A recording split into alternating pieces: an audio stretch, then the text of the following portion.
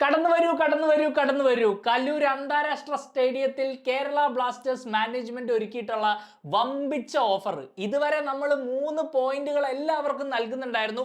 പക്ഷെ ഇന്നൊരു സ്പെഷ്യൽ റംസാൻ സെയിലും കൂടെ നമ്മൾ തുടങ്ങിയിട്ടുണ്ട്. ISL ഗോളുകൾ അടിക്കാത്ത ആരെങ്കിലും ഉണ്ടെങ്കിൽ ഇങ്ങോട്ട് വരൂ, നമ്മൾ ഗോളുകൾ തരാം. അതെ, പഞ്ചാബ് FCക്കെതിരെ 3-1 നമ്മൾ തോറ്റിരിക്കുന്നത്. ഈ സീസണിൽ പഞ്ചാബിന്റെ എല്ലാ ഗോളുകളും അടിച്ച എഫിയോങ് ഇല്ലെങ്കിൽ എന്താ, അവർക്ക് ഈ സീസണിൽ ഗോളുകൾ അടിക്കാത്ത സെൽക്കോവിച്ച്, ഒസൂജി, ഡാനി റമിറേസ്, ഇവർക്ക് എല്ലാവർക്കും നമ്മൾ ഗോളുകൾ ഫസ്റ്റ് ഹാഫിൽ തന്നെ നൽകിയില്ലേ. വമ്പിച്ച വമ്പിച്ച വമ്പിച്ച പ്രകടനം. ഇന്ന് ആ സ്റ്റേഡിയത്തിന്റെ അറ്റ്മോസ്ഫിയർ നിങ്ങൾ എല്ലാവരും കണ്ടില്ലേ. കംപ്ലീറ്റ്ലി ചത്ത അവസ്ഥ. നമ്മുടെ പെർഫോമൻസും അങ്ങനെ തന്നെയായിരുന്നു. എന്തായാലും ഓൾമോസ്റ്റ് കാലിയായിട്ട് കിടന്ന ആ സ്റ്റേഡിയം, അത് മാനേജ്മെന്റിന്റെ മുഖത്തുള്ള ഒരു അടിയാണ്. നിങ്ങളുടെ പിടിപ്പേട് കൊണ്ടാണ് ഇന്ത്യയിലെ വൺ ഓഫ് ദ ബിഗ്ഗസ്റ്റ് ക്ലബ്ബുകളായ കേരള ബ്ലാസ്റ്റേഴ്സ് ഇപ്പോൾ ഈ അവസ്ഥയിലൂടെ കടന്നുപോയിക്കൊണ്ടിരിക്കുന്നത്. എന്തൊക്കെ ന്യായീകരണങ്ങൾ നിങ്ങൾ നിരത്തിയാലും this is completely unacceptable. Kerala Blasters management, you should have some shame. ഈ ടീമിന് ഒരു ഐഡന്റിറ്റി ഇല്ല, നല്ലൊരു ലീഡർ ഇല്ല. അവരെന്താണ് പിച്ചിൽ ചെയ്യാൻ ശ്രമിക്കുന്നതെന്ന് പോലും നമുക്ക് കളി കാണുമ്പോൾ മനസ്സിലാവുന്നില്ല. ഈ ടീം ഇത്ര അധപ്പതിക്കാൻ കാരണം അൺസർട്ടനിറ്റി ആണോ? ഒരിക്കലും അല്ല. നിങ്ങൾ എടുത്ത തീരുമാനങ്ങളെല്ലാം കൂടെ ഇങ്ങനെ ഒരു സീസണിൽ തിരിച്ചടിയായി മാറിയിരിക്കുകയാണ്. അതിന്റെ റെസ്പോൺസിബിലിറ്റി നിങ്ങൾ എടുത്തേ പറ്റുള്ളൂ. കാരണം ഇന്ന് ഞങ്ങൾ ആ പിച്ചിൽ കണ്ടത് ഒരു കംപ്ലീറ്റ് ദുരന്തം പെർഫോമൻസ് ആയിരുന്നു. നമ്മൾ ഒരു ഗോൾ അടിച്ചിട്ടും 8 മിനിറ്റ് സ്റ്റോപ്പേജ് ടൈം സെക്കൻഡ് ഹാഫിൽ ആഡ് ചെയ്തിട്ടും ആ കളി എങ്ങനെയെങ്കിലും ഒന്ന് തീരണേന്നാണ് ഞാൻ പ്രാർത്ഥിച്ചുകൊണ്ടിരുന്നത്. Because it was unbearable. എങ്ങനെയാണ് നമ്മൾ ഈ കളി കണ്ടുകൊണ്ടിരിക്കുക? അതിന്റെ ഒടുവിൽ ആ പിച്ചിൽ നിന്ന് എങ്ങനെയെങ്കിലും ഓടിപ്പോകാനുള്ള പോലത്തെ ഒരു റെഡ് കാർഡ് മാർലൻ മേടിച്ചു. എന്തിനാണ് അവിടെ ആ പ്ലെയറിനെ പുള്ളി ചെയ്ത് അങ്ങനെ ഒരു റെഡ് കാർഡ് മേടിച്ചതെന്ന് എനിക്ക് മനസ്സിലാവുന്നില്ല. എന്ത് ഡിഫറൻസ് ആണ് പുള്ളി അവിടെ കൊണ്ടുവരാൻ ശ്രമിച്ചത്? പിന്നെ ആ കൂടെ ഉള്ള ഒരു ആശ്വാസം, പുള്ളി അടുത്ത കളി ടീമിൽ കളിച്ചാലും കളിച്ചില്ലെങ്കിലും വലിയ ഡിഫറൻസ് ഒന്നും ഇല്ലാത്തതുകൊണ്ട് തന്നെ ആ ഒരു റെഡ് കാർഡ് അങ്ങോട്ട് എഴുതി തള്ളാം. കാരണം അതിലും വലിയ പ്രശ്നങ്ങളാണല്ലോ നമ്മുടെ ക്ലബ്ബിൽ ഇപ്പോൾ ഉള്ളത്. നിങ്ങളിൽ കുറച്ച് പേരൊക്കെ കഴിഞ്ഞ 2-3 വീഡിയോകളായിട്ട് പ്ലെയർ റേറ്റിംഗ്സ് ചെയ്യുമോ എന്ന് ചോദിക്കുന്നുണ്ട്. സത്യം പറയാലോ, എന്തിനാണ് ചെയ്തിട്ട്? പ്ലെയർ റേറ്റിംഗ്സ് ചെയ്യുന്നതിൽ ഒരു അർത്ഥമില്ലെന്നാണ് എനിക്ക് ഫീൽ ചെയ്യുന്നത്. അതുകൊണ്ട് തന്നെ ഈ മത്സരത്തിൽ നിന്ന് നമ്മൾ മനസ്സിലാക്കിയ 5 കാര്യങ്ങളിലേക്ക് ഡയറക്റ്റ് ആയിട്ട് കിടക്കാം. ഈ മത്സരത്തിന്റെ തുടക്കത്തിലെ നമുക്ക് മനസ്സിലായി ഇതൊരു മിസ്റ്റേക്കുകളുടെ അയ്യരുകളിയായിരിക്കും. ശരിക്കും പഞ്ചാബിന്റെ ആദ്യത്തെ ആ ഒരു ഓപ്പണിംഗ് ഉണ്ടല്ലോ, ലുംഡിമ സ്പേസിലോട്ട് റണ്ണ് മേക്ക് ചെയ്ത് വന്നപ്പോൾ അർഷ അവിടെ നിന്ന് ലൈനിൽ നിന്ന് പുറത്തു വന്നു. അവിടെ ഒരു യെല്ലോ കാർഡ് മേടിച്ചു പെനാൽറ്റി ബോക്സിന്റെ പുറത്ത് ബോൾ ഹാൻഡിൽ ചെയ്തതിന്. ശരിക്കും അത് വേറൊരു ദിവസമായിരുന്നെങ്കിൽ ചിലപ്പോൾ ഒരു റെഡ് കാർഡ് വരെ കിട്ടിയേനെ. കാരണം ഒരു ഗോൾ സ്കോറിംഗ് ചാൻസ് എന്ന് തന്നെ നമുക്ക് പറയാം. പക്ഷേ റഫറി കളിയുടെ നേരത്തെ ആയതുകൊണ്ടാണെന്ന് തോന്നുന്നു ഒരു യെല്ലോയിൽ അത് ഒതുക്കി. പക്ഷെ ആ ഒരു പ്രശ്നത്തിൽ നിന്ന് നമ്മൾ രക്ഷപ്പെട്ടെങ്കിലും അത് പിന്നീട് സംഭവിക്കാൻ പോകുന്ന വലിയൊരു ദുരന്തത്തിന്റെ ഒരു വാണിംഗ് ആയിരുന്നു. ലുംഡിമിന്റെ ഒരു പാസിലൂടെ സെൽക്കോവിച്ച് അവിടെ ഒരു റണ്ണ് മേക്ക് ചെയ്യുന്നു. അർഷ് വീണ്ടും ലൈനിൽ നിന്ന് പുറത്തേക്ക് വരുന്നു. കംപ്ലീറ്റ്ലി ആ ബോളിന്റെയോ പ്ലെയറിന്റെയോ അടുത്ത് തന്നെ എത്തുന്നില്ല. പ്ലെയർ നൈസായിട്ട് പോയി ഒരു ടൈറ്റ് ആംഗിളിൽ നിന്ന് നല്ലൊരു ഫിനിഷ്. ശരിക്കും ആ ഒരു റണ്ണ് മേക്ക് ചെയ്ത് ബോൾ അവിടെ കൺട്രോൾ ചെയ്ത് അങ്ങനെ ഫിനിഷ് ചെയ്യാന്ന് പറഞ്ഞാൽ നിസ്സാര പരിപാടിയൊന്നുമില്ല. എന്തായാലും ഒരു ബ്യൂട്ടിഫുൾ ഫിനിഷിലൂടെ പഞ്ചാബ് അങ്ങനെ ലീഡ് നേടി. അർഷിനെ സംബന്ധിച്ചിടത്തോളം ഈ ഒരു ഹൊറർ സ്റ്റാർട്ട് ശരിക്കും കംപ്ലീറ്റ്ലി അൺഎക്സ്പെക്റ്റഡ് ആയിരുന്നു. കഴിഞ്ഞ കുറച്ച് മത്സരങ്ങളിലായിട്ട് നമുക്കറിയാം അർഷ് ഭയങ്കര പ്രൊആക്റ്റീവ് ആയിട്ട് ലൈനിൽ നിന്നൊക്കെ ഇറങ്ങി വന്ന് ഒരുപാട് ഷോട്ടുകൾ സേവ് ചെയ്യുകയും അതുപോലെ ബ്ലോക്കുകളും ഒക്കെ നടത്തിയിട്ടുണ്ട്. പക്ഷെ ഇവിടെ ആ കാൽക്കുലേഷൻ മൊത്തം തെറ്റി ആൻഡ് നമുക്കൊരു വേർസ്റ്റ് പോസിബിൾ സ്റ്റാർട്ട് തന്നെയായിരുന്നു അത്. അതിനുശേഷം ഇടിവെട്ടിയവനെ പാമ്പ് കടിച്ചു എന്ന് പറയുന്ന പോലെ തന്നെ ഹോർമിപ്പാമിന്റെ ആ ഒരു വളരെ മോശം വീക്കായിട്ടുള്ള പാസ് അത് പഞ്ചാബ് ഇന്റർസെപ്റ്റ് ചെയ്യുന്നു. ഒരു ബോൾ കളിക്കുന്നു. ഒസൂജി ആ ലീഡ് 2 ഉയർത്തുന്നു. ഹോർമിപ്പാമിന്റെ കഴിഞ്ഞ മത്സരത്തിലെ പെർഫോമൻസിനെ കുറിച്ച് നമ്മൾ ഘോര പ്രസംഗിച്ചതാണ്. എന്തായാലും ഈ മത്സരത്തിൽ അതിന്റെ ഒരു നിഴല് പോലും കാണാനായില്ല. ഈ ഒരു മിസ് പാസിന് ശേഷവും 2 തവണ ഹോർമിപ്പാം അങ്ങനെ ബോൾ ബാക്കിൽ നിന്ന് പ്ലേ ഔട്ട് ചെയ്യാൻ നോക്കി. കറക്റ്റ് അത് പഞ്ചാബിന് കൊടുത്തു. ആ 2 തവണയും അവരെന്തോ ഭാഗ്യത്തിന് ഗോൾ അടിച്ചില്ല. ഇല്ലെങ്കിൽ ഒരുപക്ഷെ ഇത് 3-1 നിൽക്കില്ലായിരുന്നു. അമ്മാതിരി മിസ്റ്റേക്കുകളാണ് നമ്മുടെ ഭാഗത്തുനിന്ന് വന്നിരുന്നത്. എന്താണ് ഇത്രയും വലിയൊരു ഡിപ്പ് സംഭവിക്കാൻ കാരണമെന്ന് എനിക്കറിയില്ല. കഴിഞ്ഞ ആഴ്ച നമ്മുടെ ടീമിലെ ബെസ്റ്റ് പെർഫോമർ ആയിരുന്ന ഒരു പ്ലെയർ ഈ ഒരു മത്സരത്തിലേക്ക് വരുമ്പോൾ കംപ്ലീറ്റ്ലി ഓപ്പോസിറ്റ് ആ ഒരു പെർഫോമൻസ് ശരിക്കും നമ്മളെ ഹേർട്ട് ചെയ്തു. ഓബിയസ്ലി പിന്നീട് പഞ്ചാബ് ആ 3ാമത്തെ ഗോളും അടിച്ചു. അതൊരു ബാറിലടിച്ചു വന്ന റീബൗണ്ട് ഡാനി റമീറസ് കംപ്ലീറ്റ്ലി അൺമാർക്ക്ഡ് ആയിട്ട് അത് ഈസി ആയിട്ട് ഫിനിഷ് ചെയ്തു. എന്തായാലും ഞാൻ പറഞ്ഞല്ലോ, ആ ഒരു ഫസ്റ്റ് ഹാഫ് നമ്മൾ ഒരിക്കലും ഓർമ്മിക്കാൻ ആഗ്രഹിക്കാത്തൊരു ഫസ്റ്റ് ഹാഫ് ആയിരുന്നു. അത്രയും നമ്മൾ കളിയിൽ പോലുമില്ല. പഞ്ചാബിനെ സംബന്ധിച്ചിടത്തോളം വെറുതെ അവർ ഒരു പ്രാക്ടീസ് മാച്ച് കളിക്കുന്ന ഒരു വൈബിലാണ് കളിച്ചത്. നമുക്ക് എപ്പോൾ ബോൾ കിട്ടുമോ നമ്മൾ അവർക്ക് തിരിച്ചു കൊടുക്കും, അവർ പിന്നെ അറ്റാക്ക് ചെയ്യാൻ ശ്രമിക്കും. ഒരുമാതിരി ഈ മെൻ അഗെയിൻസ്റ്റ് ബോയ്സ് എന്ന് പറയില്ലേ, ആ ഒരു സംഭവമായിരുന്നു. ഒരു യൂത്ത് ടീം ഒരു സീനിയർ ടീമായിട്ട് കളിച്ചാൽ എങ്ങനെയായിരിക്കും, ആ ഒരു ലെവലിലാണ് നമ്മൾ കളിച്ചത്. അത്രേ പറയാനുള്ളൂ. ഇതിൽ കൂടുതൽ എന്തെങ്കിലും പറയുകയാണെങ്കിൽ കുറച്ച് അതിരി വിട്ടു പോകും. അമ്മാതിരി ഡിസപ്പോയിന്റിംഗ് ആയിട്ടുള്ള ഒരു പെർഫോമൻസ് ആയിരുന്നു ഇതെന്ന് 100% ഉറപ്പിച്ച് പറയാം. ഇനി നമുക്ക് പഞ്ചാബിലേക്ക് വരാം. പ്രീ മാച്ച് വീഡിയോയിൽ ഞാൻ വളരെ ക്ലിയർ ആയിട്ട് പറഞ്ഞിരുന്നു, പാബ്ലോ സാന്റോസിന് ഒരു ഹാംസ്ട്രിങ് ഇഞ്ചുറി ഉണ്ട്. അതുകൊണ്ട് തന്നെ ബിജോയ് കുറച്ചും കൂടെ ഒരു സീനിയർ റോൾ കളിക്കേണ്ടി വരും. ആ ഒരു സെന്റർ ബാക്ക് പെയറിംഗിലേക്ക് പ്രംവീർ സിംഗ് ആണ് വന്നത്. തീർച്ചയായിട്ടും പ്രംവീറിന്റെ ആദ്യത്തെ ISL അപ്പിയറൻസ് ആണ് ഈ സീസൺ. ഈ മത്സരം കൂടെ പുള്ളി കളിച്ചിരുന്നില്ലെങ്കിൽ എവിടെയാണ് പ്രംവീർ സിംഗ് എന്ന് ചോദിക്കേണ്ട ഒരു അവസ്ഥ വന്നേനെ. കാരണം നമുക്കറിയാം, വളരെ വലിയൊരു പ്രോസ്പെക്റ്റ് ആണ്. ഇന്ത്യയെ സംബന്ധിച്ചിടത്തോളം സെന്റർ ബാക്ക് റോളുകളിൽ അങ്ങനെ ഒരുപാട് നല്ല പ്രോസ്പെക്റ്റുകൾ ഇപ്പൊ നമുക്കില്ല. പക്ഷേ പ്രംവീർ സിംഗ് ഓബ്വിയസ്ലി കഴിഞ്ഞ സീസണൊക്കെ പ്രൂവ് ചെയ്തിട്ടുള്ളൊരു പ്ലെയർ ആണ്. എല്ലാവരും വലിയൊരു ലെവലിലേക്ക് ഈ പ്ലെയർ പോകുമെന്ന് ഒരുപാട് ഹൈപ്പ് അടിച്ചൊരു പ്ലെയർ ആണ്. ആ പ്ലെയറിനെ ശരിക്കും ഇന്നത്തെ മത്സരത്തിന് മുമ്പ് വരെ അവരുടെ ലൈനപ്പിൽ കാണാനായില്ല എന്നുള്ളത് ഒരു വലിയ സർപ്രൈസ് ആയിരുന്നു. ഞാൻ വിചാരിച്ചു ഇനി എന്തെങ്കിലും ക്ലബിൽ എന്തെങ്കിലും ഇഷ്യൂ ഉണ്ടോ, ആക്ച്വലി കോൺട്രാക്ട് ടോക്കുകളൊന്നും അത്ര നന്നായിട്ട് പുരോഗമിക്കുന്നില്ല എന്നൊക്കെ ഞാൻ എവിടെയോ വായിച്ചിരുന്നു. ഇനി അതുകൊണ്ട് ഈ പ്ലെയറിനെ നൈസായിട്ട് ഇവർ ഫ്രീസ് ഔട്ട് ചെയ്ത് കളഞ്ഞാണോ എന്നൊക്കെ ഞാൻ വളരെ ചിന്തിച്ചു. പക്ഷെ എന്തായാലും ഈ ഒരു മത്സരത്തിൽ പ്രംവീർ ലൈനപ്പിലേക്ക് വന്നു. തീർച്ചയായിട്ടും ഇന്ത്യയെ സംബന്ധിച്ചിടത്തോളം ഞാൻ പറഞ്ഞല്ലോ, ഈ ഒരു സെൻറ്റർ ബാക്ക് റോളിൽ ഒരുപാട് അങ്ങനെ ക്വാളിറ്റി പ്ലെയേഴ്സ് ഒന്നും സീനിയർ ലെവലിലില്ല. ഇപ്പോൾ ഈ ബിജോയ് നല്ലോണം കളിച്ചു വരുന്നുണ്ട്. ആ ഒരു നാഷണൽ ടീം കോളപ്പ് ലഭിക്കുമെന്നാണ് നമുക്ക് കിട്ടിയിരിക്കുന്ന റിപ്പോർട്ടുകൾ. പഞ്ചാബിന് 2 നല്ല ഇന്ത്യൻ സെൻറ്റർ ബാക്കുകൾ ഉണ്ട്. ഇവർ രണ്ടുപേരും റെഗുലറായിട്ട് കളിക്കുകയാണെങ്കിൽ രണ്ടുപേരും നല്ല ക്വാളിറ്റി ഉള്ള പ്ലെയേഴ്സാണ്. ബിജോയൊക്കെ one of the most improved ISL players എന്ന് വേണമെങ്കിൽ പറയാം. ഒരുപാട് ആ ഗെയിം ഇമ്പ്രൂവ് ആയിട്ടുണ്ടെന്ന് നമുക്ക് കാണാൻ അറിയാം. ഒരു മെച്യൂരിറ്റി വന്നിട്ടുണ്ട് കളിയിൽ. ആ ഒരു കാമായിട്ട് കളിക്കുന്നുണ്ട്. എന്തായാലും പ്രംവീറും അങ്ങനെ കളിച്ചു തുടങ്ങുകയാണെങ്കിൽ പഞ്ചാബിനും ഇന്ത്യക്കും അതൊരു നല്ല സൈനാണ്. 69ാമത്തെ മിനിറ്റിൽ എന്തോ ഒരു ഇഞ്ചുറി വന്ന് പിന്മാറേണ്ട ഒരു അവസ്ഥ വന്നു. അതാണ് ഒരു കൺസേൺ. കാരണം ഒരു ഇഞ്ചുറി ഫിറ്റ്നസ് ഇഷ്യൂ കൊണ്ടാണ് ഇത്രയും മത്സരങ്ങൾ കളിക്കാതിരുന്നെങ്കിൽ വീണ്ടും ആ ഒരു റീലാപ്സ് വരിക എന്ന് പറഞ്ഞാൽ അത് കുറച്ച് ഡിഫിക്കൽട്ടാണ് ഒരു പ്ലെയറിനെ സംബന്ധിച്ചിടത്തോളം. എന്തായാലും ഈ ഒരു 2 ഇന്ത്യൻ സെൻറ്റർ ബാക്കുകൾ തമ്മിലുള്ള കോമ്പറ്റീഷൻ ഭയങ്കര ടൈറ്റ് ആയിരിക്കും. ഈ നിലവിലെ കണ്ടീഷനിൽ ബിജോയ് ആണ് മുന്നിലുള്ള ഫസ്റ്റ് ചോയ്സ് ആയിട്ട്. പക്ഷെ എന്തായാലും നമുക്കറിയാം പ്രംവീറിന്റെ ക്വാളിറ്റി എന്താണെന്ന്. അതാണ് ഞാൻ പറഞ്ഞു വന്നത്. റെഗുലറായിട്ട് മിനിറ്റ്സ് കിട്ടട്ടെ. അറ്റ്ലീസ്റ്റ് 69 മിനിറ്റ് എങ്കിലും കളിച്ചു എന്നുള്ളത് പഞ്ചാബിനെ സംബന്ധിച്ചിടത്തോളം വലിയൊരു കാര്യം തന്നെയാണ്. If he can stay injury free, അത് ഭയങ്കര വലിയൊരു ബോണസ് തന്നെയാണ്. അങ്ങനെ ഇരിക്കട്ടെ എന്നൊരു ഫുട്ബോൾ ആരാധകൻ എന്ന രീതിയിൽ ഞാൻ ആഗ്രഹിക്കുന്നു. ഇനി എനിക്ക് സംസാരിക്കാനുള്ളത് ഡേവിഡ് കാറ്റ്ലനെ കുറിച്ചാണ്. എപ്പോഴും ഞാൻ പറഞ്ഞിട്ടുണ്ട്, ഇയാളെ സാക്ക് ചെയ്തുകൊണ്ട് ഒരു കാര്യമില്ല, അല്ലെങ്കിൽ ഇയാളെ വട്ടമിട്ട് ആക്രമിച്ചിട്ടൊരു കാര്യമില്ല. കാരണം പുള്ളി അത്യാവശ്യം മാന്യമായിട്ട് തന്നെയാണ് കാര്യങ്ങൾ ഹാൻഡിൽ ചെയ്തിരിക്കുന്നത്. പുള്ളി റിയാലിറ്റി എന്താണോ അത് പ്രസ് കോൺഫറൻസിൽ വന്ന് തുറന്നു പറഞ്ഞ വ്യക്തിയാണ്. അതിനുശേഷം മാനേജ്മെന്റ് കോച്ച് അങ്ങനെ പറയുകയായിരുന്നു, നമ്മൾ നല്ല ടീമാണെന്നൊക്കെ പറഞ്ഞ് ന്യായീകരിക്കാൻ ശ്രമിച്ചു. പക്ഷെ പുള്ളി എപ്പോഴും ആ റിയാലിറ്റി മെയിൻറ്റെയിൻ ചെയ്തിട്ടുണ്ട്. നമ്മൾ അത്ര നല്ല ടീമൊന്നുമല്ല, നമ്മളെ കൊണ്ട് ഇതൊക്കെയാണ് ചെയ്യാൻ പറ്റുള്ളൂ എന്നുള്ള വളരെ സത്യസന്ധമായിട്ട് ആ ഒരു റിയാലിറ്റി പുള്ളി ഹാൻഡിൽ ചെയ്തു. എന്തൊക്കെ തന്നെ ആയാലും പുള്ളി ഹെൽപ്ലെസ് ആണ്. അത് തന്നെയാണ് വീണ്ടും എനിക്ക് പറയാനുള്ളത്. ഇന്നത്തെ മത്സരത്തിലും നമുക്കറിയാം തീരുമാനങ്ങളൊന്നും സെറ്റായിട്ടില്ല. എന്തുകൊണ്ടാണ് നമ്മളൊരു ഹൈലൈൻ കളിച്ചത് കളിയുടെ തുടക്കത്തിൽ നിന്ന് എനിക്ക് ഒന്നും ആലോചിച്ചിട്ട് മനസ്സിലാവുന്നില്ല. കാരണം നമുക്ക് അതിനുള്ളൊരു ഇതിന് മുമ്പത്തെ വീഡിയോസിൽ ഞാൻ പറഞ്ഞിട്ടുള്ളതാണ് ഈ ഹൈലൈൻ കളിക്കാൻ പറ്റാത്ത എന്തുകൊണ്ടാണെന്ന്. അതിലേക്കൊന്നും ഞാൻ വീണ്ടും ഡീറ്റെയിൽ ആയിട്ട് കിടക്കുന്നില്ല. അതിനുള്ളൊരു ആട്രിബ്യൂട്ട്സ് നമ്മുടെ ടീമിനില്ല. പിന്നെ എന്തിനാണ് പഞ്ചാബിനെ പോലെ ഇത്രയും വിങ് ബാക്സിനെയും വിങ്ങേഴ്സിനെയൊക്കെ ഉപയോഗിച്ച് അറ്റാക്ക് ചെയ്യുന്ന ഒരു ടീമിനെതിരെ നമ്മൾ ആ ഹൈലൈൻ തുടക്കത്തിൽ കളിക്കാൻ ശ്രമിച്ചതെന്ന് എനിക്ക് ഒരു ഐഡിയ ഇല്ല. അതുപോലെ തന്നെ ഈ ബാക്കിൽ നിന്ന് പ്ലേ ബിൽഡ് ചെയ്യാൻ ശ്രമിച്ച കുറേ സിറ്റുവേഷനുകൾ ഉണ്ടായിരുന്നു. അത് വർക്ക് ചെയ്യുന്നില്ലെന്ന് അറിഞ്ഞു കഴിഞ്ഞാൽ നമ്മൾ എന്തെങ്കിലും ഒന്ന് മാറ്റി കളിക്കണ്ടേ. പക്ഷെ നമ്മൾ വീണ്ടും ഓർമ്മിപ്പാമിന് ബോൾ കൊടുക്കുമായിരുന്നു, പുറകിൽ നിന്ന് കളിക്ക്. പുള്ളിയുടെ ഓബ്വിയസ്ലി ആ ഫസ്റ്റ് എറർ കഴിഞ്ഞപ്പോഴത്തേക്കും കോൺഫിഡൻസ് ഒന്ന് ഡൗൺ ആയി. വീണ്ടും മിസ്റ്റേക്കുകൾ വരാൻ തുടങ്ങി.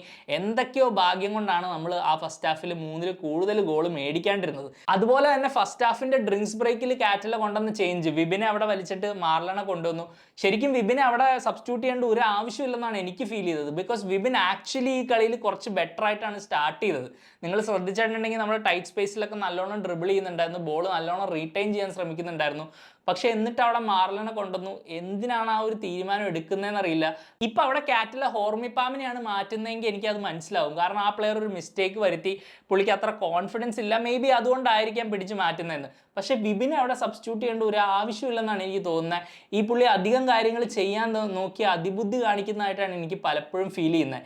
കാറ്റലയ്ക്ക് എന്തായാലും ഇവിടെ ഒരു ഫ്യൂച്ചർ ഇല്ലെന്നുള്ളത് ഇപ്പോൾ വളരെ ക്ലിയർ ആയി. കാരണം പുള്ളിയുടെ കയ്യിലുള്ള പ്ലെയേഴ്സിനെ എങ്ങനെ യൂസ് ചെയ്യണമെന്ന് പോലും അറിയാത്തൊരു വൈബിലേക്കാണ് പുള്ളി പോയിക്കൊണ്ടിരിക്കുന്നത്. അത് പുള്ളിയുടെ തെറ്റുമല്ല, അതാണ് പുള്ളിക്ക് വേണ്ട റിസോഴ്സസ് കിട്ടിയിട്ടില്ല എന്നൊക്കെയാണ്. പക്ഷെ എന്ന് വെച്ച് നമുക്ക് ഇത് ജീവിതകാലം മുഴുവൻ ടോളറേറ്റ് ചെയ്യാൻ പറ്റില്ലല്ലോ. പലരും കമൻ്റൊക്കെ ചെയ്യാറുണ്ട്, കാറ്റലയ്ക്ക് അടുത്ത സീസൺ കൂടെ കൊടുക്കണം, പുതിയ പ്ലെയേഴ്സിനെ കൊടുക്കണം, ഇതൊന്നും നടക്കാൻ പോകുന്നില്ല. ഇനിയിപ്പോൾ ഞാൻ പറഞ്ഞില്ലേ, ഏറ്റവും സിമ്പിൾ കാര്യം എന്ന് പറഞ്ഞാൽ താങ്ക് യു കാറ്റല എന്ന് പറഞ്ഞൊരു മെസ്സേജ് അടിച്ച് സോഷ്യൽ മീഡിയയിൽ ഇടുക, പുള്ളിയെ പറഞ്ഞു വിടുക എന്നുള്ളതാണ് ഇതിൽ നിന്നുള്ള ഏറ്റവും ഈസി എസ്കേപ്പ് റൂട്ട്. ബിക്കോസ് പിന്നെ ഒരു പുതിയ കോച്ച് വരും, പിന്നെ എന്തെങ്കിലുമൊക്കെ സംഭവിക്കും എന്നുള്ള പ്രതീക്ഷ വീണ്ടും വരും. അങ്ങനെയൊക്കെയാണ് ഇവർ ഈ പരിപാടി മുന്നോട്ട് കൊണ്ടുപോകാൻ ഉദ്ദേശിച്ചിരിക്കുന്നത്. എന്തായാലും ഈ ഒരു സീസണിൽ ഞാൻ പറഞ്ഞല്ലോ, കാറ്റലനെ പറഞ്ഞു വിട്ടുകൊണ്ടൊന്നും ഒന്നും നന്നാവാൻ പോകുന്നില്ല. തീരുമാനങ്ങൾ എടുക്കുന്നവർ ഇങ്ങനത്തെ മുടന്ത ന്യായീകരണങ്ങൾ പറയുന്നിടത്തോളം കാലം എങ്ങനെ ഈ ക്ലബ്ബ് രക്ഷപ്പെടാനാണ്? ഈ പ്ലെയർ 20 കിലോമീറ്റർ ഓടി, ആ പ്ലെയർ 50 കിലോമീറ്റർ ഓടി, അല്ലെങ്കിൽ ഇന്ന് റംസാനായതുകൊണ്ട് കളി കാണാൻ ആളുണ്ടായിരുന്നില്ല. അവരൊക്കെ അവിടെ ഇരുന്ന് ഇങ്ങനത്തെ തീരുമാനങ്ങൾ എടുക്കുന്നിടത്തോളം കാലം സ്റ്റാറയെ പോലെയും കാറ്റലയെ പോലെയും ഒരുപാട് ബലിയാടുകൾ ഇനിയും ഇവിടെ ഉണ്ടാവും. ഈ ഒരു മത്സരത്തിലേക്ക് വന്നപ്പോൾ ശരിക്കും കാറ്റലയ്ക്ക് പ്രത്യേകിച്ചൊരു പ്ലാൻ ഉണ്ടായിരുന്നെന്ന് എനിക്ക് ഫീൽ ചെയ്തില്ല. പുള്ളി ആ സെയിം ലൈനപ്പ് ഈസ്റ്റ് ബംഗാളിനെതിരെ കളിച്ച അതേ ലൈനപ്പിനെ ഇറക്കി പുള്ളി എന്തൊക്കെയോ ചെയ്യാൻ ശ്രമിച്ചു. അത് അടപടലം മൂഞ്ചുകയും ചെയ്തു. അതാണ് ഇവിടെ സംഭവിച്ചിരിക്കുന്ന ഒരു പ്രശ്നം. എന്തായാലും പുള്ളിയിൽ നിന്ന് എന്തെങ്കിലും ഒരു റിയാക്ഷൻ ഇനി വന്നേ പറ്റുള്ളൂ. ബിക്കോസ് അടുത്ത മത്സരം നമുക്കറിയാം സ്പോർട്ടിംഗ് ക്ലബ് ഡൽഹി ആയിട്ടാണ്. ലിറ്ററലി ഒരു റെലഗേഷൻ 6 പോയിന്റർ മത്സരമാണത്. ആ ഒരു മത്സരത്തിൽ നമുക്ക് എന്തെങ്കിലുമൊക്കെ പ്രൊഡ്യൂസ് ചെയ്യാൻ പറ്റണം, ഇല്ലെങ്കിൽ രക്ഷയില്ല. പിന്നെ മുഹമ്മദനായിട്ടുള്ളൊരു കളിയുണ്ട്. ആ 2 കളി ഞാൻ പണ്ടും പറയണതാണ്, ആ 2 കളി നോക്കിയാൽ മതി ഈ സീസൺ. അതിൽ ജയിക്കാൻ പറ്റുമോ ഇല്ലയോ എന്നുള്ളത് അവിടെ നമ്മുടെ വിധി കൺഫേം ആവുകയാണ്. അല്ലാണ്ട് ഒന്നും പുള്ളിനെ കൊണ്ട് ചെയ്യാൻ പറ്റില്ല. പുള്ളിക്ക് ഇനിയുള്ള ഒരേ ഒരു ദൗത്യം അത് മാത്രമാണ്. അറ്റ്ലീസ്റ്റ് എങ്ങനെയെങ്കിലും ആ ടീമുകളായിട്ട് റിസൾട്ട് ഉണ്ടാക്കി റെലഗേഷൻ അവോയ്ഡ് ചെയ്യുക. എന്നിട്ട് പിന്നെയും പുള്ളിക്ക് തന്നെ ഈ ജോലി കൊടുക്കണമെന്ന് ഞാൻ പറയില്ല. നമുക്ക് കുറച്ചും കൂടെ നല്ലൊരു കോച്ചൊക്കെ വരണം എന്ന് തന്നെയാണ് എൻ്റെ അഭിപ്രായം. ബിക്കോസ് അൾട്ടിമേറ്റ്ലി നമുക്കറിയാമല്ലോ, ഇതൊരു റിസൾട്ട് ബേസ്ഡ് ബിസിനസ്സാണ്. നമുക്ക് ഇനിയും ഒരു സീസണും ഇതുപോലെ തന്നെ ഒരു ചാൻസ്, ചിലപ്പോൾ കാറ്റലയ്ക്ക് പുതിയ പ്ലേയേഴ്സിനെ കൊടുത്താൽ പുള്ളിക്ക് സമയം കിട്ടിയാൽ പുള്ളി ചെയ്യും. അങ്ങനെ ഒരു ചാൻസിലേക്ക് വിട്ടുകൊടുക്കാൻ ഇവിടെ സമയമില്ല. ഓൾറെഡി ഒരുപാട് കാര്യങ്ങൾ സംഭവിച്ചു കഴിഞ്ഞു. ഓൾറെഡി നമ്മൾ ബാക്കിയുള്ള ക്ലബ്ബുകളെക്കാളൊക്കെ ഒരുപാട് പുറകിലായി കഴിഞ്ഞു. നമുക്കത് മേക്കപ്പ് ചെയ്യണമെങ്കിൽ നല്ലൊരു കോച്ച്, നല്ലൊരു പേഴ്സണാലിറ്റി എന്ന് ഞാൻ ഉദ്ദേശിക്കുന്നത് കാറ്റലയുടെ മോശം പേഴ്സണാലിറ്റി ആണെന്നല്ല. കാറ്റലയുടെ ആ ഒരു ബോഡി ലാംഗ്വേജ് ഒക്കെ ഉണ്ടല്ലോ, നമുക്കിപ്പോൾ ഇവാനെ നമുക്കറിയാം, ഇവാൻ്റെ ബോഡി ലാംഗ്വേജ് എന്തായിരുന്നു ആ പേഴ്സണാലിറ്റി, എത്ര സ്ട്രോങ് ആയിട്ടുള്ള ഒരു ഇൻഫ്ലുവൻസ് ആയിരുന്നു പ്ലെയേഴ്സിൻ്റെ മുകളിലൊക്കെ, എത്ര ആ ഒരു മാനേജ്മെൻറ്റും കാര്യമൊക്കെ പക്കയായിരുന്നു. അങ്ങനെ ഒരു ഇൻഫ്ലുവൻസോ ഈ സ്ക്വാഡിൻ്റെ മുകളിൽ ഒരു ഗ്രിപ്പോ കാറ്റലൊക്കെ ഉണ്ടെന്ന് ഞാൻ വിശ്വസിക്കുന്നില്ല. ഇങ്ങനൊരു സ്ക്വാഡിനെ തട്ടിക്കൂട്ടുമ്പോൾ ശരിക്കും അത് ഉണ്ടാവില്ല. കാരണം എന്ത് സ്ക്വാഡ് ഹാർമണിയാണ് ഇവരിവിടെ ഉദ്ദേശിക്കുന്നത്? ഈ ക്ലബിൻ്റെ ഐഡൻറ്റിറ്റി ആയിട്ടുള്ള എല്ലാ പ്ലേയേഴ്സിനെയും പറഞ്ഞു വിട്ടു. അക്കാഡമി ഗ്രാജുവേറ്റ്സ് ഉണ്ടായിരുന്നവർ പോയി, നല്ലോണം കളിച്ചിരുന്ന പ്ലേയേഴ്സ് പോയി, ക്ലബ് ലെജൻസ് ഇവിടെ നിന്ന് വിട്ടുപോയി. എന്നിട്ട് ഇങ്ങനെ ഒരു തട്ടിക്കൂട്ടി ടീമിനെയും സെറ്റ് ചെയ്ത് അവർ കളിക്കാൻ ഇറങ്ങിയേക്കാണ്. ഇപ്പോൾ വിക്ടർ ബെർട്ടമു ഒരു ഫോറിൻ സ്ട്രൈക്കറാണ്. 13 മത്സരങ്ങളുള്ളൊരു സീസണിൽ 3 മാച്ച് സസ്പെൻഷൻ മേടിച്ച് പുറത്തിരിക്കുന്നു.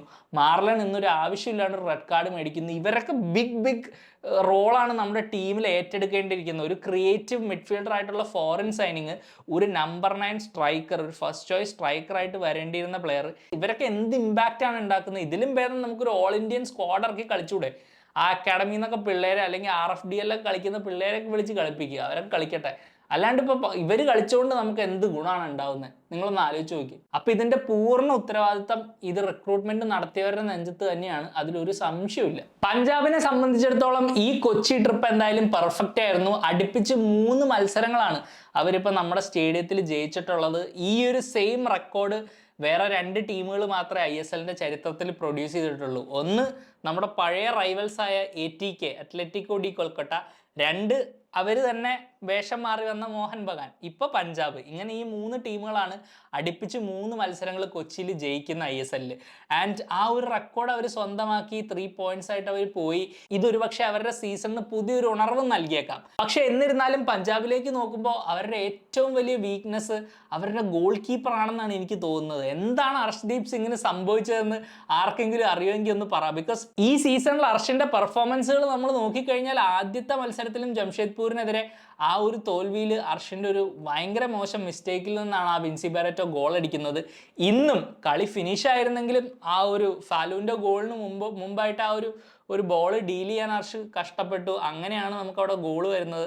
പഞ്ചാബിനെ സംബന്ധിച്ചിടത്തോളം അത് വലിയൊരു കൺസേൺ തന്നെയാണ്. ഇങ്ങനത്തെ ഒരു മത്സരത്തിൽ ഒരു ക്ലീൻ ഷീറ്റ് ആയിട്ട് പോയിരുന്നെങ്കിൽ അത് അവരുടെ ഡിഫൻസിന് വലിയൊരു കോൺഫിഡൻസ് നൽകിയാണ്. ആക്ച്വലി ആ ഡിഫൻസ് ബാക്ക് ഫോർ നോക്കുകയാണെങ്കിൽ അത്യാവശ്യം നല്ലൊരു ഡിഫൻസ് തന്നെയാണ്. ലുംഡിമുണ്ട്, ബിജോയ് ഉണ്ട്, പബ്ലോ സാന്റോസോ പ്രമീറോ ആര് കളിച്ചാലും ആ ലെഫ്റ്റ് സെൻറ്റർ ബാക്കിൽ അവരുണ്ട്, ഉവൈസ് ഉണ്ട്. ആക്ച്വലി 4 പ്ലേയേഴ്സിനെ നോക്കിക്കഴിഞ്ഞാൽ ടുഗെദർ അവർ നല്ലോണം കോംപ്ലിമെൻറ്റ് ചെയ്യുന്ന ഒരു ടീം തന്നെയാണ്.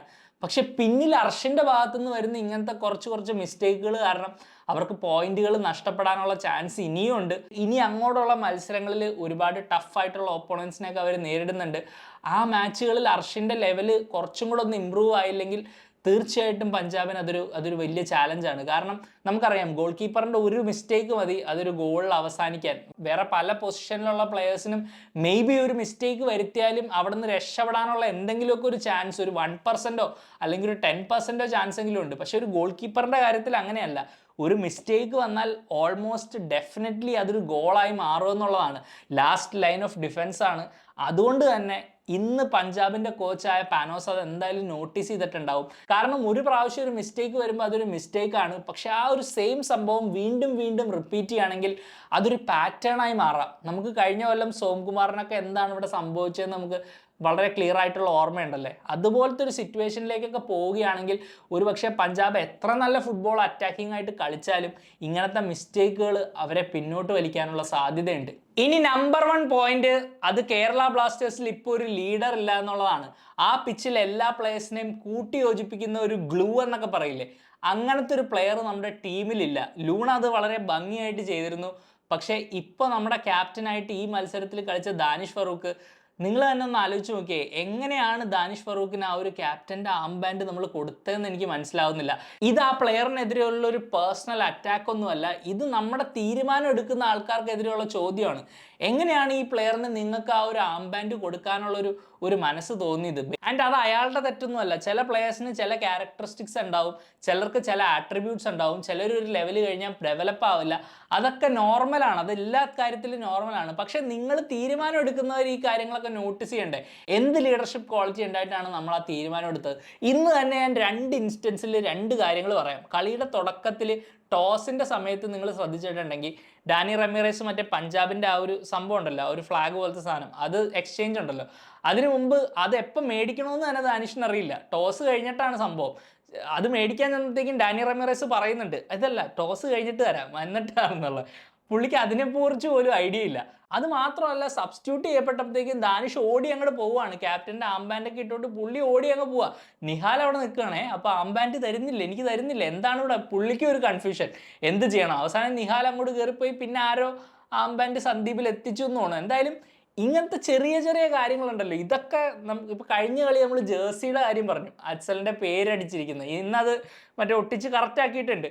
പക്ഷെ എന്നാലും ഇങ്ങനത്തെ ചെറിയ ചെറിയ കാര്യങ്ങൾ, ഇതിപ്പോൾ ക്യാപ്റ്റൻ ആംബാൻഡ് പോലും കൊടുക്കാണ്ട് ഓടിപ്പോവുക, അങ്ങനത്തെ കാണുമ്പോൾ ഒരു ശരിക്കും കോമഡി ആയിട്ടാണ് എനിക്ക് ഫീൽ ചെയ്യുന്നത്. എനിക്ക് ശരിക്കും ഇത് പറയുമ്പോൾ സങ്കടമുണ്ട്. കാരണം ഇതൊക്കെ ചിലപ്പോൾ ആരും അധികം നോട്ടീസ് ചെയ്തിട്ടുണ്ടാവില്ല, പക്ഷെ നമ്മളത് എടുത്തു പറയുമ്പോൾ പിന്നെ ഈ സാധനം ഹൈലൈറ്റ് ആവും. അപ്പോൾ ശരിക്കും അതൊരു കോമഡി ആയിട്ടാണ് എനിക്ക് ഫീൽ ചെയ്യുന്നത്. സത്യം പറഞ്ഞാൽ ഇങ്ങനത്തെ കാര്യങ്ങളൊക്കെ എന്തുകൊണ്ടാണ് ഇവിടെ മാത്രം സംഭവിക്കുന്നത് എന്നുള്ളതാണ്. ഇത്രയും അൺസീരിയസ് ആയിട്ടാണോ നമ്മൾ ഈ സീസണിനെ എടുത്തിരിക്കുന്നതെന്ന് എനിക്കൊരു ആരാധകൻ എന്ന രീതിയിൽ പലപ്പോഴും തോന്നിയിട്ടുണ്ട്. ഈ സീസണിൽ പല കാര്യങ്ങൾ സംഭവിക്കുമ്പോഴും. പിന്നെ ഒരു കാര്യമുണ്ടല്ലോ, നമ്മുടെ മാനേജ്മെന്റ് പറഞ്ഞിരിക്കുന്ന 10-15 കിലോമീറ്റർ ഓടുന്ന താരങ്ങൾ ഇൻറ്റൻറ്റ് കാണിച്ചില്ലെന്ന് എങ്ങനെയാണ് പറയുക? ആ ഒരു രീതിയിൽ നോക്കുകയാണെങ്കിൽ തീർച്ചയായിട്ടും ദാനിഷ് ഫറൂഖ് ഇന്ന് എന്തായാലും ഒരു 10-12 കിലോമീറ്റർ കവർ ചെയ്തിട്ടുണ്ടാകും. അതുകൊണ്ടായിരിക്കാം ഒരു പക്ഷേ അവർ ഈ പ്ലെയറിനെ ക്യാപ്റ്റൻ ആക്കിയിരിക്കുന്നത്. എന്തായാലും അവരുടെ തീരുമാനങ്ങൾ എന്താണെന്ന് എനിക്ക് മനസ്സിലാവുന്നില്ല. ഇങ്ങനെ പോയി കഴിഞ്ഞാൽ ഈ ക്ലബ്ബ് ഏതവസ്ഥയിലേക്ക് പോകുമെന്നും അറിയില്ല. ബിക്കോസ് ആ ഡ്രസ്സിങ് റൂമിൽ ഇന്ന് ആര് ഈ ടീമിനെ ലിഫ്റ്റ് ചെയ്യാനാണ്? നിങ്ങളൊന്ന് ആലോചിച്ച് നോക്കി, ഇത്രയും മോശം ഒരു പെർഫോമൻസ്. പിച്ചിൽ കളിച്ച ഓരോ പ്ലെയറിനും ഇന്ന് ഓർമ്മയുണ്ടാവും വളരെ മോശം പെർഫോമൻസ് ആയിരുന്നു. അത് ആർക്കും മനസ്സിലാക്കാവുന്നേ ഉള്ളൂ. അവിടെ ഫാൻസ് ഇല്ല, ഒരു മനുഷ്യനെ കളി കാണാൻ പോയിട്ടില്ല, അതുകൊണ്ട് വിരലെണ്ണാവുന്ന ആൾക്കാരെ അവിടെ കളി കാണാൻ പോയിട്ടുള്ളൂ.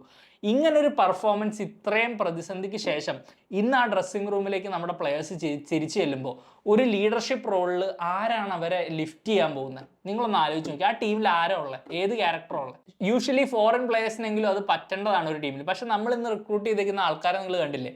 മാറാനൊക്കെ റെഡ് കാർഡ് മേടിക്കുക, അതുപോലെ ബർട്ടമു ഒക്കെ എവിടെയാണാവോ, അതൊക്കെ സസ്പെൻഷനൊക്കെ മേടിച്ച് പുറത്തിരിക്കുകയാണ്. എനിക്ക് തോന്നുന്നില്ല ഇവർക്ക് ആർക്കും ഈ ടീമിനെ ഈ ഒരു പ്രശ്നത്തിൽ നിന്ന് പൊക്കി കൊണ്ടുവരാൻ പറ്റുമെന്ന്. ഇതാണ് ഗൈസ് ഈ മത്സരത്തിൽ നിന്ന് നമ്മൾ വളരെ കഷ്ടപ്പെട്ട് മനസ്സിലാക്കിയ 5 കാര്യങ്ങൾ. എന്തായാലും കേരള ബ്ലാസ്റ്റേഴ്സ് ഇനി എങ്ങോട്ട് എന്നുള്ളൊരു ചോദ്യം ഉണ്ടല്ലോ, അത് വലിയൊരു ചോദ്യചിഹ്നം തന്നെയാണ്. ഈ ഒരു ലെവലിൽ നമ്മൾ കളിക്കുകയാണെങ്കിൽ ഇമാതിരി ഇൻറ്റൻറ്റിൽ ഇമാതിരി ഡയറക്ഷനിലാണ് നമ്മൾ പോകുന്നതെങ്കിൽ സ്പോർട്ടിംഗ് ക്ലബ് ഡൽഹിനെ നമ്മൾ തോൽപ്പിക്കുമെന്ന് എനിക്ക് തോന്നുന്നില്ല. അവർ അത്യാവശ്യം കോൺഫിഡൻസ് ബിൽഡ് ചെയ്ത് വന്നിട്ടുണ്ട് കഴിഞ്ഞ കുറച്ച് മത്സരങ്ങളായിട്ട്. ഇന്ന് നമ്മൾ കളിച്ച പോലെ ആ ഫസ്റ്റ് ഹാഫിൽ നമ്മൾ കളിക്കുകയാണെങ്കിൽ ഞാൻ പറയാം നമ്മൾ എന്തായാലും ആ മത്സരം ജയിക്കാൻ പോകുന്നില്ല. മിക്കവാറും നമ്മൾ തോക്കാനുള്ള സാധ്യതയുണ്ട്. അങ്ങനെയാണെങ്കിൽ നമ്മളും മുഹമ്മദിനും തമ്മിലൊരു സ്ട്രെയിറ്റ് ഷൂട്ട് ഔട്ട് മത്സരം വരും. ആ മത്സരം എന്താവുമെന്ന് നമുക്ക് നോക്കാം. മുഹമ്മദിനോടും പോയി തോറ്റ് നമ്മൾ റെലഗേറ്റ് ആവുകയാണെങ്കിൽ അതിലും വലിയ നാണക്കേടൊന്നുമില്ല. ബിക്കോസ് ആ ദിവസം വരുന്നത് എനിക്ക് ആലോചിക്കാൻ പോലും പറ്റുന്നില്ല സത്യം പറഞ്ഞാൽ. അങ്ങനെയൊന്നും സംഭവിക്കാതിരിക്കട്ടെ എന്ന് ആഗ്രഹിക്കാൻ മാത്രമേ പറ്റുള്ളൂ. ഓൾറെഡി ട്രോഫി അടിക്കാത്ത ടീം എന്നുള്ള ചീത്തപ്പേര് മാത്രമേ ഉള്ളൂ. ഇനിയിപ്പോൾ റെലഗേറ്റും കൂടെ ആയിക്കഴിഞ്ഞാൽ പിന്നെ അതിലും വലിയ നാണക്കേടൊന്നുമില്ല. ഓൾറെഡി അങ്ങോട്ട് തിരിഞ്ഞാലും ഇങ്ങോട്ട് തിരിഞ്ഞാലും ഊക്കാണ്. അതിൻ്റെ മുകളിൽ കൂടി ഇതും കൂടെ കിട്ടിക്കഴിഞ്ഞാൽ പിന്നെ കുറച്ച് നാളത്തേക്ക് തലവെക്കാൻ ഉണ്ടാവില്ല. എന്തായാലും പുതിയൊരു വീഡിയോ ആയിട്ട് നമുക്ക് വീണ്ടും കാണാം. അതുവരേക്കും you take care. Bye for now.